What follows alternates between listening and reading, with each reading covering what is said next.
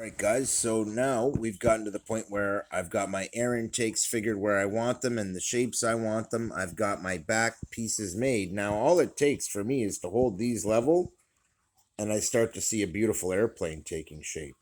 I've used straws for this out of the little drinking boxes and just cut them off at the bendy part, and they're about the right length. It would mean that they don't go all the way forward to the front of the wing like a Skymaster, but that's fine.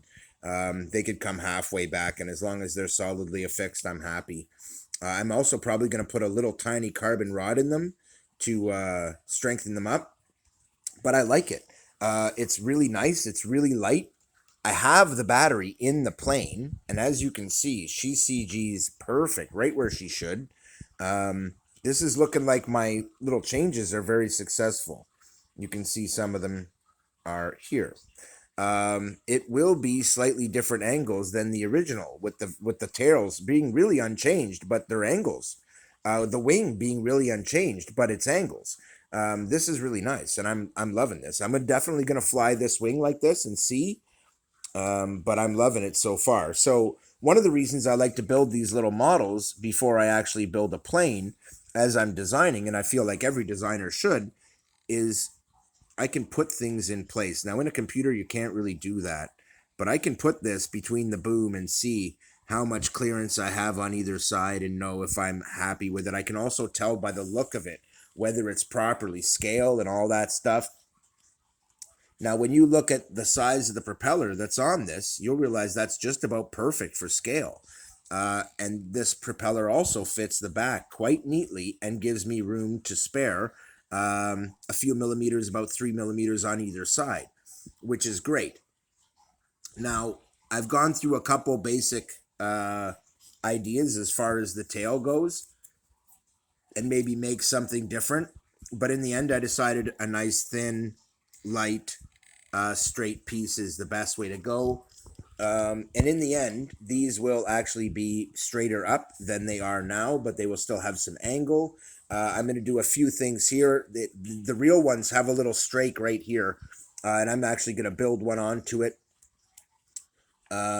Let's see what else. Oh, also, I have to build landing gear. And one of the reasons I like to do these mock-ups is I like to put the engines in place.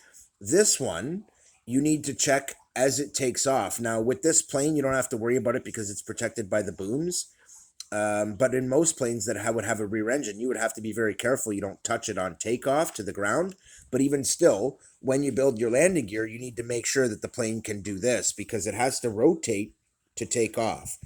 And that's just how it is. So, one of the reasons I like to build these models is now I'm going to look carefully and go over it and figure out all my clearances for my landing gear. That's the next step. I figured out my airflow through. I figured out my access. I figured out my wings, my tail. All the pieces are there. Now is where it starts to get interesting because now where I'm getting really close to coming up with I could build this and fly this. I have all the parts. I'm not missing any of those, but I keep coming up with new designs and new ideas and want to do different aircraft and all this stuff. This is about how it's going to look, guys. Beautiful, eh? Nice little plane. Very nice. With the forward swept and those being out at a little bit of an angle, they actually have a little less resistance that way, um, and offer a little more stability. They also help generate a little lift when they're on that angle. And for all those things, it's beautiful. In addition, the tail heaviness has been cured and it's really nicely balanced now. And when I install my electronics, the center of gravity, this plane won't change from here because the motor and prop combos are exactly the same weight that's going on the front and the back. That'll help mitigate any differences there because there won't be any. And then the servo is actually going to be up here on the wing at the top of the roof, mounted upside down. And then the receiver mounted right underneath that on top of the little tray I made. So in the end, those are one right on over the other and right at the center of gravity, keeping most of the weight right at the center of gravity and using the battery to give fine tune your center of gravity, which is pretty standard. But with the motors being equal, front and back, and me having shortened these booms just a little and made a few other fine changes, like forward sweeping the wing, we now have a perfect center of gravity for this bird. And she is looking almost done, guys. I'm starting to really like what I'm seeing. It's coming together. Now, everything's just taped together, of course, but when I'm done, it certainly won't be. And for now, things are looking like we are on track. So the next step is to come up with my landing gear and figure all that out, check my clearances, all that stuff. When that's all done, I pull it all apart. I symmetry all the pieces. I make sure everything's perfect. Then I glue it all together with my electronics inside.